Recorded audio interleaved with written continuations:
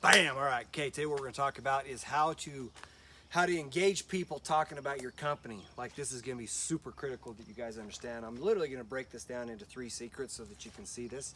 Um, like the reality is, I mean, if you were to think about it, everybody wants a business set up in the fashion where it's like people would say, I want to buy from you.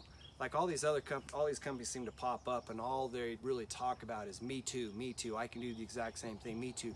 There's no differentiator in the sense that people can't say I want to buy this over that, even though it's a commodity and it's the exact same thing. So what I'm going to show you is like 3 secrets how you can take and break completely out of that mold to the point where people are like, I have to have your stuff. Shut up, take my money now. Okay.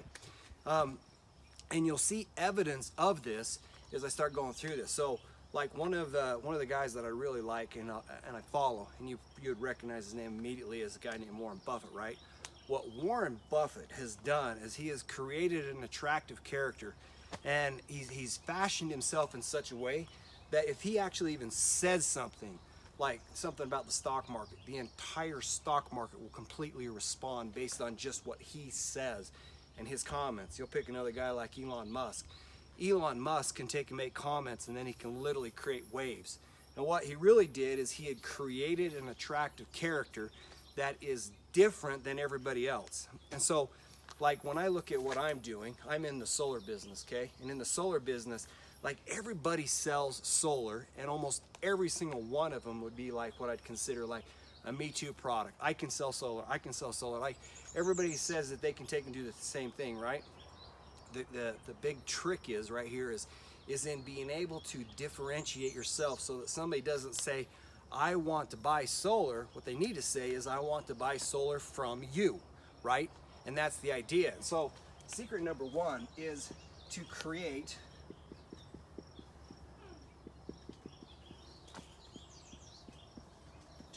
an attractive character. Like when I say attractive character, I'm meaning like your business has some personality in the sense that people would want to buy from you. So you could take, for example, like a lot of businesses now, they don't like when I see a lot of solar businesses, they just put out their name and all they do is they just talk about, so to speak, just them. Okay? But what they haven't done is figured out how to create a persona or somebody that you would want to connect with, like somebody that you want to associate with.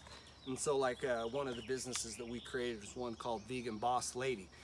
Vegan Boss Lady is in actuality, it's my wife, okay?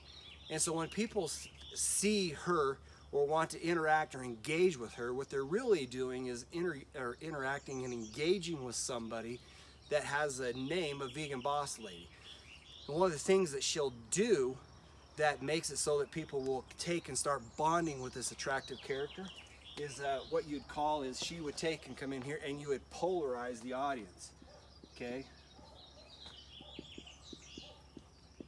Now, when I say polarize audience, what it means, polarizing audience means that you do things and say things that would literally attract people to you, but at the same time, it also repels people from you. And so like one of the shows that we like watching right here, right now is, Michaela, what's the name of that fishing show we like? River Monsters. River Monsters. Okay, so we watch River Monsters. And if you take and you watch how he goes about fishing, okay, depending on what kind of fish he's in the process of trying to capture will determine what kind of lure he will take out and put into the water. And so, for example, like if his goal on this fishing trip is to take and to capture a big predator fish that would eat other fish, the thing that he will do is he will take and first he will try to figure out what is it that the big predator fish is probably interested in. And so like he's probably not going to go fishing with flies, okay? Because on the whole, a big predator fish like that wouldn't be interested in flies. And so what he knows that these big fish like to do is they like to eat like other fish. And so to maybe get some bait, he'll put a fly out in the water with the intention of capturing a smaller fish that would be attracted to the fly. And he already knows that when he puts a fly in the water, he's not going to get this big predator. Okay, so then once he gets this fish in, he's then taken that fish and he's actually turned that fish into bait itself, and then he casts it out into the water. he now knows that the fish he's going to capture is not going to be like this small fish. He's literally going to be capturing a big predator fish. And so now he's got this big predator fish on the line, or now he's got this fish on the line, which he knows that a predator fish is going to be super interested in having. And so now he's got, he casts it out there, and now the big freaking predator is going to be like, yeah, that's what I'm interested in. And so then, bam, it's going to take and hit the line, and then he's going to pull it in. So the very bait that he fishes in the pond with is designed to both attract and to push away people that you want. Now, maybe give you another example, because this is like a concept that if you understand this, this is going to help you make a big difference on how you go about marketing. For example, like if you did a Ferrari, okay, so you own Ferraris, you sell Ferraris, you're in the Ferrari business, and you got Toyota, okay? Like somebody who is interested in buying like a Toyota Corolla is not likely to be interested in buying a Ferrari, right? And so like one of the things that like a Ferrari would say is they would show people that would be like, I want speed. They're going to show attractive people. They're going to show people they're going to be able to get here, some sort of egocentric, like manly type thing, in the sense that there's like girls in there. There's going to be like speed in there. There's going to be like status symbols, some materialism things in there. That's how they're going to go fishing in that particular pond. And they're going to help you understand that like you will not be happy and you will not be able to get this lifestyle without being able to receive this particular product.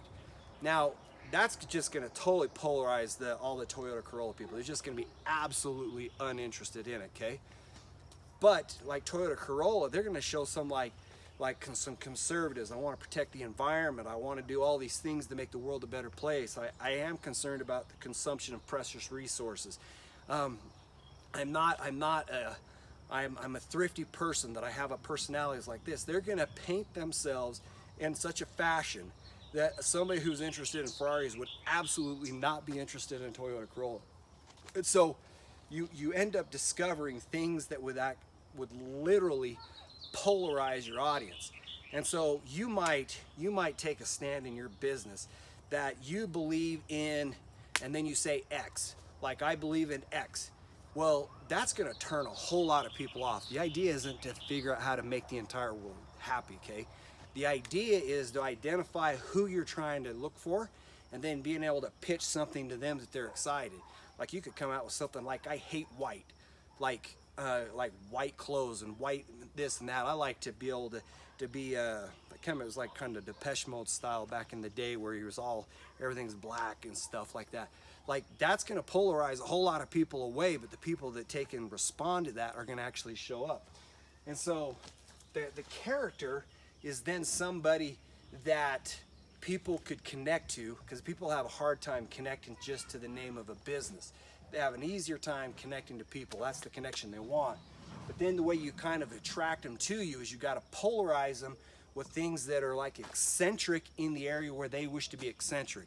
You can't be eccentric in everything, because if you try to attract everybody, you'll get nobody. You've got to figure out how to attract the right people that you want as your customer, okay? And so 3, you need a unique value proposition, okay? Now, what I mean by unique value proposition is whatever you're talking about, you cannot be the same as everybody else. You have got to have a unique value proposition. Let me give you an example, okay? Last night I stopped by and I was talking to a gentleman, and you know, I kind of got set up a little bit. The wife wanted us to come and to sit down with them to talk about solar, okay? But when I went over there, the husband was like, for some reason, he was dead set on he did not want to have anything to do with solar.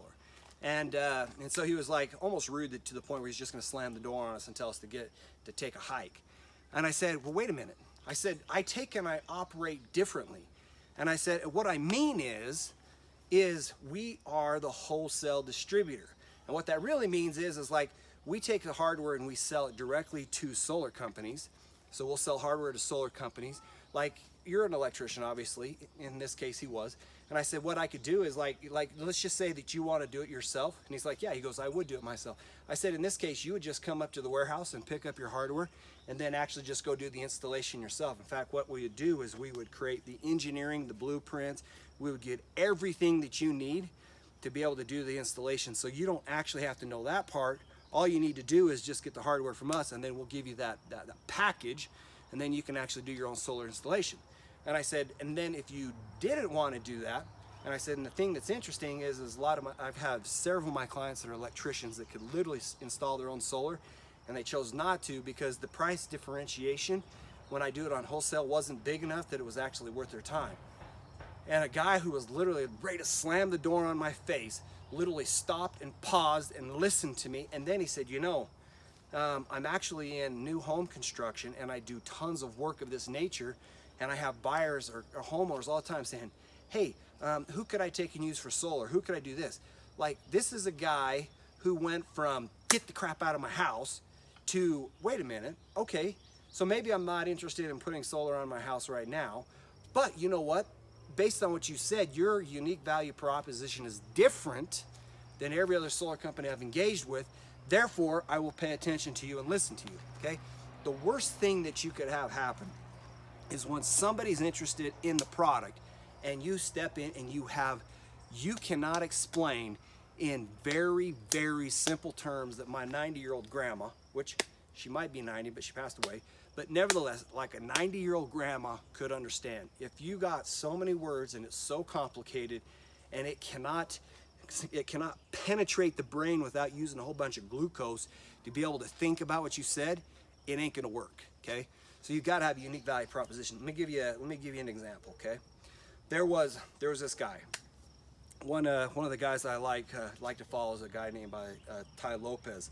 And one of his friends, this guy was a younger buck, and he wanted to be involved in real estate. And so what he did is he would go to this real estate Mavericks place every day. He just kept going back. He was up on like a 5th floor in this building, okay? And he would go there every day trying to get a meeting with this real estate guru.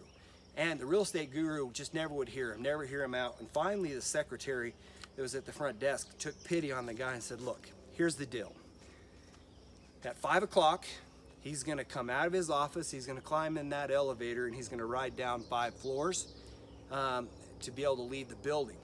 What you can do is just kind of hide behind that tree, be right there, and as soon as he takes and he comes out to get into the elevator, jump in the elevator with him.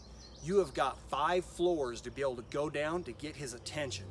And so the kid started thinking about it, and when he got in the elevator, he, in a matter of what, maybe 30 seconds, he was able to provide a unique value proposition in a fashion to this guy that the guy literally said, paused, he stopped and he said, hey, okay, so here's the deal. Tomorrow be here at 8 a.m., okay?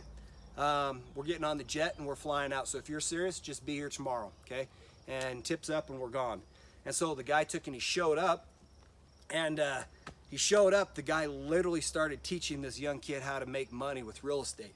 In fact, he made so much money, and his parents, so to speak, really didn't know what he was doing, because they found all of this money. This guy had all of this money, and they literally thought the dude had robbed a bank, right?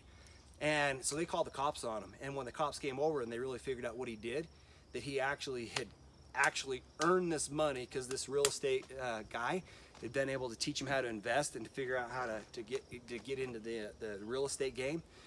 The guy actually ended up crushing it, okay? But the only way he got that is, first he had a unique value proposition in the sense that he was not a me too, so that somebody could actually take notice. Like if you go up to somebody and literally, if they say, like you say, hey, what do you do, right? And if you just sit there and you rattle off some crazy stuff, and like at the end of it, the other person's looking at you kind of confused, like, oh, okay, that sounds interesting, but they can't figure out what you're talking about, your unique value proposition absolutely sucks. You've got to have a hook or something that will grab somebody, okay? And so, like, when we look at this, just this kind of these three secrets, okay? Literally, I'm trying to say, okay, this is how you get into the game so that people can start paying attention. So you want people to start talking about you and about your company. You got to give them something to talk about. You've got to somehow come up with a way where you become a unique character. Elon Musk, people talk about Elon Musk, okay? It's obvious. He created an attractive character that works that way. He has gone in and he's polarized the audience. He's created crazy amount of polarity, okay? Like you can take, and then he's got a unique value proposition where he's not like a me too. Like there's a lot of people that are now modeling him trying to create electric cars, trying to create a me too. And so that's like when we start talking about this, and I'm trying to show you like some secret, some hacks, shortcuts from your rags to riches transformation. I'm literally saying is these are secrets that you could literally implement. And I implement this with like when I do solar, and I sell more solar than most solar companies do. In fact, I can go into a city. In fact, it was funny, yesterday I was in there looking at a permit office and talking to them about the solar and stuff. There's like 6 other solar companies in the area where I'm at. I alone sell 70% of all the solar in that area. I do alone more than what 6 other companies are doing. Make sense? Because I create these things and I polarize my audience, creating this unique value proposition. And like that's the secret sauce. Okay, there you go. This is Rags to Riches Transformation. We'll see you later.